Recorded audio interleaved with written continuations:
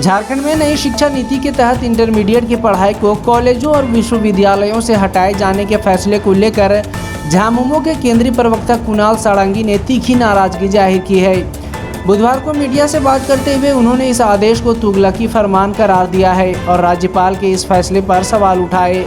उन्होंने कहा कि नई शिक्षा नीति को लागू करने के लिए वर्ष 2026 तक का समय तय किया गया था, लेकिन उससे पहले ही अचानक इस तरह का फैसला लेकर छात्रों के भविष्य के साथ खिलवाड़ किया गया है। कुणाल सारंगी ने कहा कि राज्य सरकार ने तुरंत इस पर एक्शन लेते हुए आदेश जारी कर दिए हैं कि हर 5 किलोमीटर की दूरी पर मौजूद सभी स्कूलों में इंटर की वैकल्पिक शिक्षा शुरू की जाएगी और भविष्य में इसके लिए अस्थायी व्यवस्था भी की जाएगी। हालांकि इस पूरे मामले को लेकर उन्होंने केंद्र सरकार पर भी तीखा हमला बोला। उन्होंने सवाल उठाया कि क्या छात्रों को शिक्षित करना सिर्फ राज्य सरकार की जिम्मेदारी है? क्या केंद्र सरकार की इसमें कोई भूमिका नहीं बनती? उन्होंने साफ शब्दों में कहा कि केंद्र सरकार को इसका जवाब देना चाहिए कि वह झारखंड के छात्रों के भविष्य के लिए क्या कदम उठा रही है। उन्होंने कहा कि शिक्षा का अधिकार सबका है और इसके लिए राज्य और केंद्र दोनों की जवाबदेही बनती है। इस फैसले ने राज्य भर में छात्रों, अभिभावकों और शिक्षाविदों के बीच चिंता की लहर पैदा कर दी है।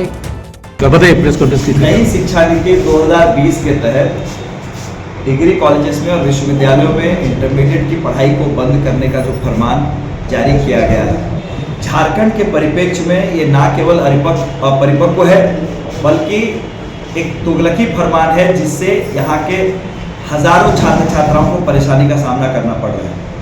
क्यों? जैसे इन लोगों ने नोटबंदी की घोषणा की थी, जीएसटी की घोषणा की थी, लॉकडाउन में भी बिना तैयारी के लॉकडाउन लगा दिया गया था कोविड के समय में, उसी तरह का ये अचानक से लिया गया निर्णय है। और संघीय ढांचे में केंद्र सरकार की भी उतनी ही जिम्मेदारी होती है बच्चों को शिक्षा देने की जितनी राज्य सरकार की होती है, लेकिन यहाँ पर एक तरफा निर्णय लिया जा रहा है और लगातार दबाव बनाकर यहाँ तक कि जो छात्र छात्राएं पिछले वर्ष से भी अध्ययनरत हैं विश्वविद्यालयों में, डिग्री कॉलेजेस में, उनको भी कहा जा रहा है कि वहाँ से इंटरमीडिएट को बंद किया जाए।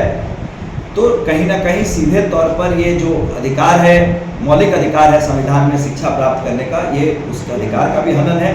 और केंद्र सरकार को राज्य सरकार के साथ कंधा से कंधा मिलाकर यहाँ आधारभूत संरचना का विकास करवाना था। पहले पर्याप्त शिक्षकों की व्यवस्था, पर्याप्त प्रयोगशालाओं की व्यवस्था, ये सारी चीज़ें की जानी चाहिए थी। उसके बाद आप इंटरमीडिएट को बंद करते डिग्री कॉलेजेस और विश्वविद्यालय में, लेकिन अचानक से किया गया है, जिससे परेशानी का सामना हजारों छात्र छात्राओं को करना पड़ रहा है। लेकिन राज्य सरकार ने उसकी वैकल्पिक व्यवस्था की है। जरूर इसमें भी कई चुनौतियां हैं।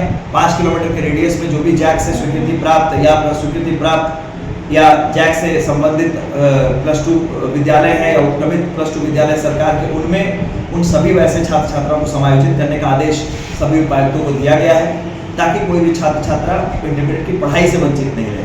लेकिन इसमें भी कई चुनौतियां हैं। जो पढ़ाई की गुणवत्ता में कमी आएगी, उसका खामियाजा कौन भुगतेगा?